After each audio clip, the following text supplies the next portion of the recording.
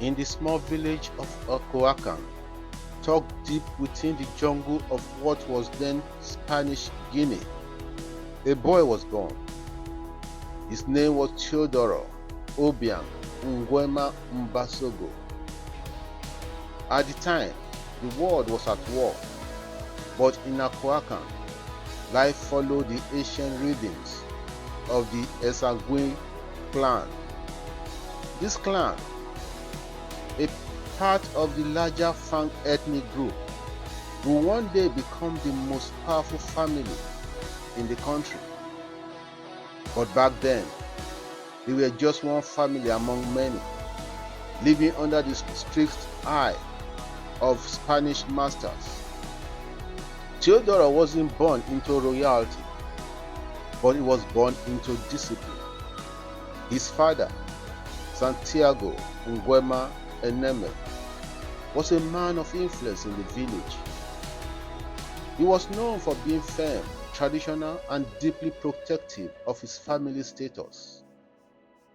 In these early years, Teodoro learned the two most important lessons of his life. One, loyalty to the blood. In the Esangui culture, family is everything. You trust no one outside the circle. Two, order over chaos. Under Spanish rule, Teodoro saw how a small group of people could control an entire population through strict organization. Young Teodoro was bright and observant. His parents sent him to primary school in the town of Mongomo. This was a turning point. Mongomo wasn't just a town, it was the heart of the Esagwe power base. The education was Spanish and strictly Catholic. Teodoro was taught to speak the language of the colonizers, a tool he would later use to navigate international politics. He was a quiet student, rarely the loudest in the room, but always the one watching. While other boys dreamed of being farmers or traders, Teodoro's eyes were fixed on something else. In colonial Guinea, the ultimate symbol of power wasn't a suit, it was a uniform. As he entered his late teens, the wind of independence began to blow across Africa. Teodoro saw his path clearly. If he wanted to lead, he needed the military. His childhood ended when he left the village for the General Military Academy in Zaragoza, Spain. He was no longer just a village boy from Okoakan. He was a cadet in the Spanish army. He was learning the art of war, the mechanics of a coup, and the psychology of command. But while Teodoro was away in Spain learning how to be a soldier, back home, his uncle, a man named Francisco Masha Nguema, was preparing to take the country's top job. Little did the world know, these two men were about to begin a family story that would end in blood, betrayal, and a presidency that seems to have no end. In 1963, a young Teodoro Obiang arrived in Spain. He wasn't there for a vacation. He was at the General Military Academy of Zaragoza, one of the most prestigious military schools in the Spanish-speaking world. Here, the quiet boy from the jungle was transformed. He learned the Spanish way of soldiering, strict hierarchy, absolute discipline, and believed that the military is the backbone of a nation. While his peers were enjoying the 1960s, Obiang was mastering logistics, weaponry, and the psychology of command. By the time he returned to his homeland in 1965, he wasn't just Teodoro anymore. He was an officer, an elite member of a small group of educated soldiers. October 12, 1968, Equatorial Guinea finally gained independence from Spain. The people were dancing in the streets, celebrating a new era of freedom. The man who took the lead was Francisco Macias Nguema. To the public, he was the founding father. To Teodoro Obiang, he was more than a president, he was his uncle. Because Macias came from the same Esagui clan, he knew he couldn't trust the old politicians or the city elites. He needed someone whose loyalty was guaranteed by blood. He looked at his nephew, the disciplined soldier from Zaragoza, and saw the perfect right-hand man. Obiang's rise was lightning fast. Under his uncle's presidency, he was promoted to lieutenant, then National Guard commander, and eventually the director of the notorious Black Beach prison. But the freedom of independence quickly turned into a nightmare. President Macias became increasingly paranoid. He began to see enemies everywhere, in the schools, in the churches, and even within his own government. As the head of the military and the prisons, Obiang was the man who had to carry out the president's orders. This period is a dark shadow in history. While Macias gave the orders, it was the military, led by officers like Obiang, that maintained order. By the mid-1970s, Equatorial Guinea was in ruins. A third of the population had fled or been killed. The economy had collapsed. Even the soldiers weren't being paid. Obiang found himself in a dangerous position. He was the shield protecting a president who was losing his mind. But loyalty has its limits, even in the Esangui clan.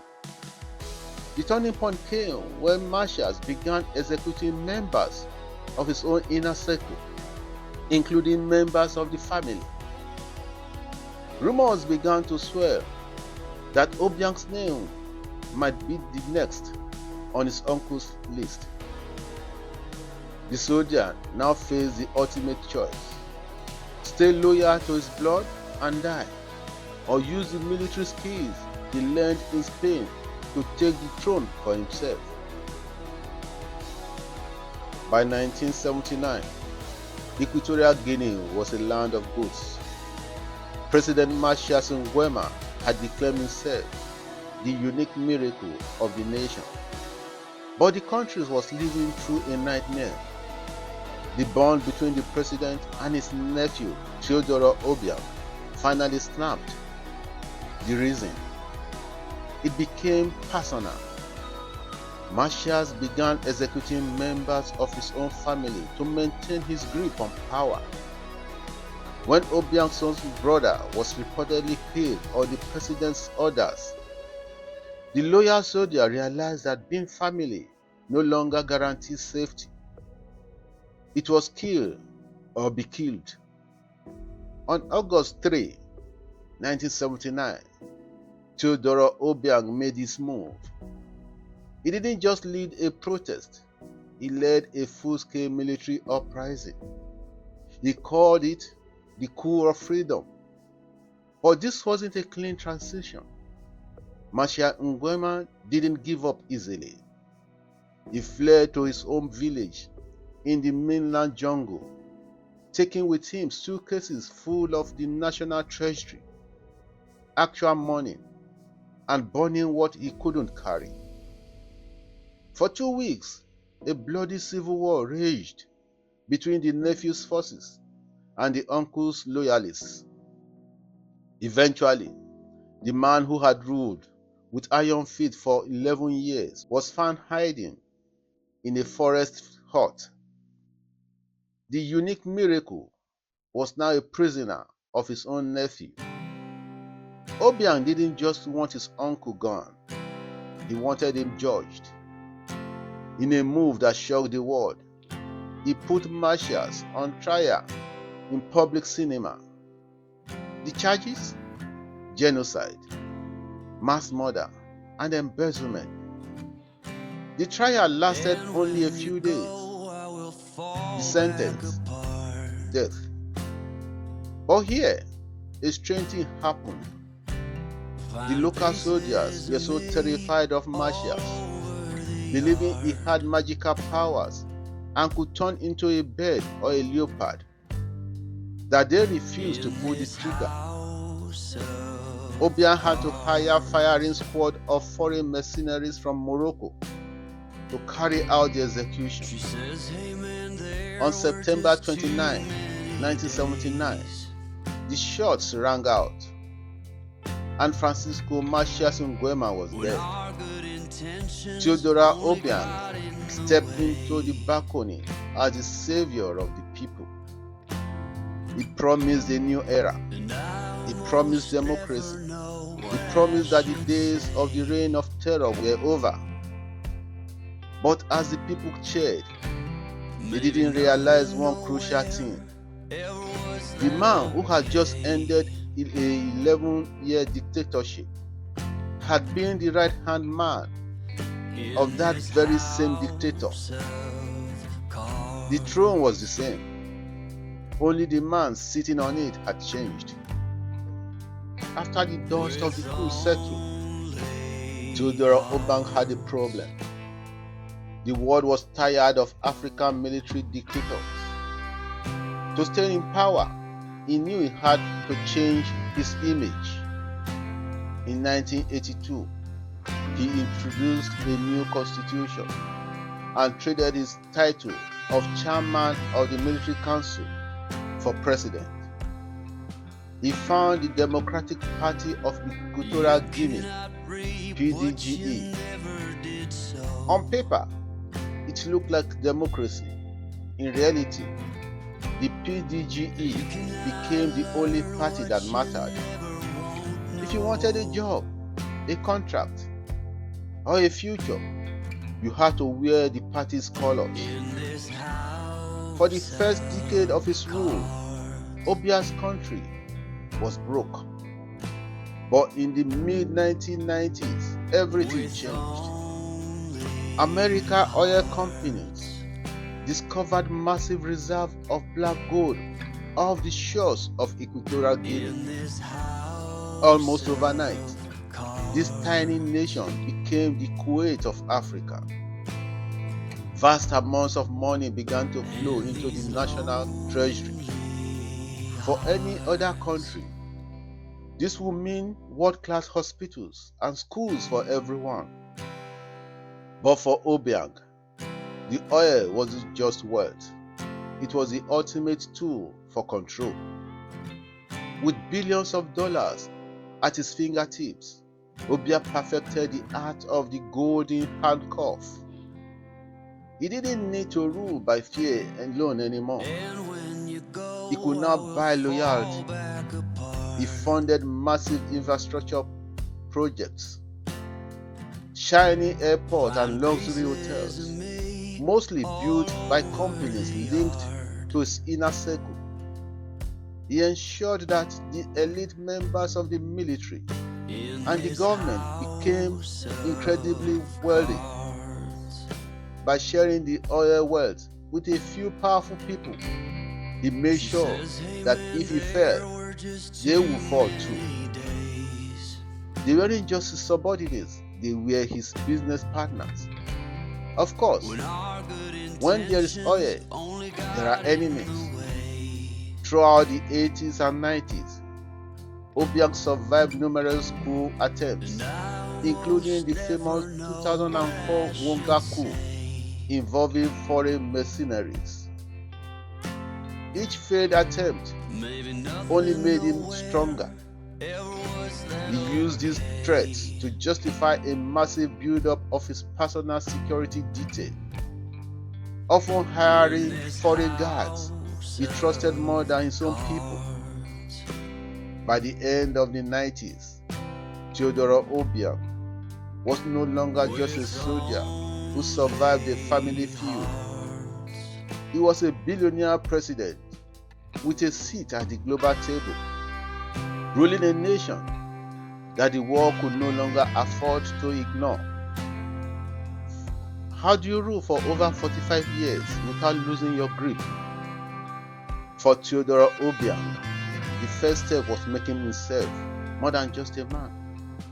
In Equatorial Guinea, the state-controlled media once famously declared that the president is in permanent contact with the Almighty and that he has all power over men and things.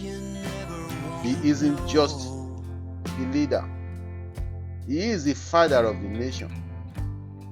By blending political power with a religious-like devotion, he made questioning his authority feel like a sin against the country itself.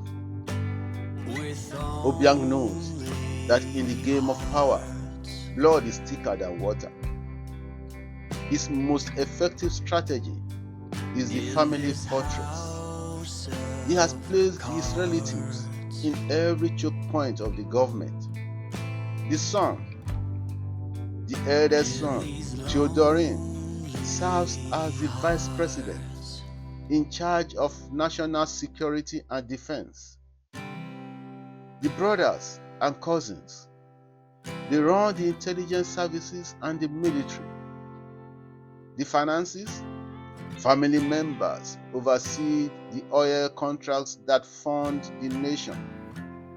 By keeping these most powerful tools, guns and money inside the family, he ensures that a coup is almost impossible. To overthrow him, his own family will have to betray themselves. But Obiang doesn't just use a stick, he also uses a very large carrot. This is his big tent strategy. Instead of crushing every opponent, he often invites them to join him. He offers opposition leaders high-paid government jobs, luxury cars, and a share of the oil wealth. Most of them take the deal. Those who don't find themselves living in exile or facing the walls of Black Beach prison. In Obiang's world, you are either a partner in the system or a ghost outside of it. Finally, Obiang's longevity is built on global silence. Because Equatorial Guinea provides a steady flow of oil to the world's superpowers, many international leaders have looked the other way regarding his human rights record. He has hosted major African Union summits and built the Geneva of Africa, a luxury city called Oyala, deep in the jungle.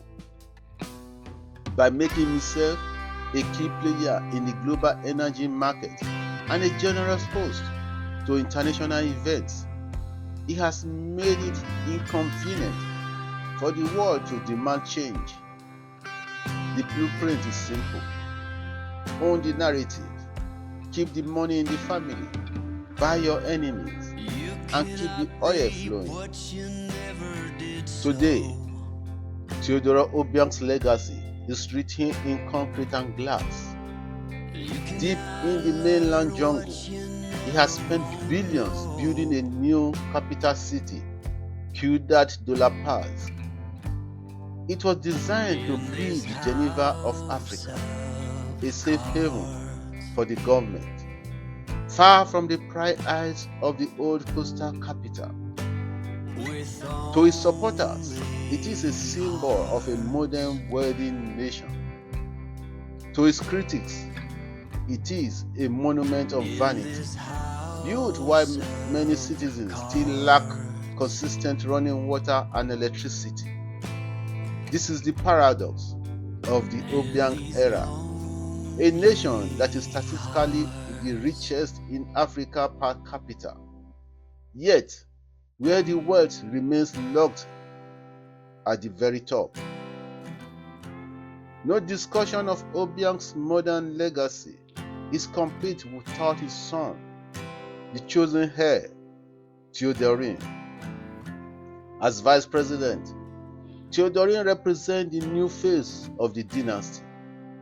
Unlike his father, the quiet soldier, Teodoro is known for his playboy lifestyle and love for global luxury. However, his lifestyle has brought the family under international spotlight. From the seizure of a multi-million-dollar car collection in Switzerland to ill-gotten gains trials in France, the family's wealth has become a global legal battleground. Despite the scandals, at home, the message is clear: the family is in control. As we move through 2026, Teodoro Obiang remains the longest-serving president in the world. He has seen 10 US presidents and 7 British monarchs come and go. His legacy is a complicated map of stability and silence. He took a nation from the brink of collapse and turned it into an oil-producing powerhouse.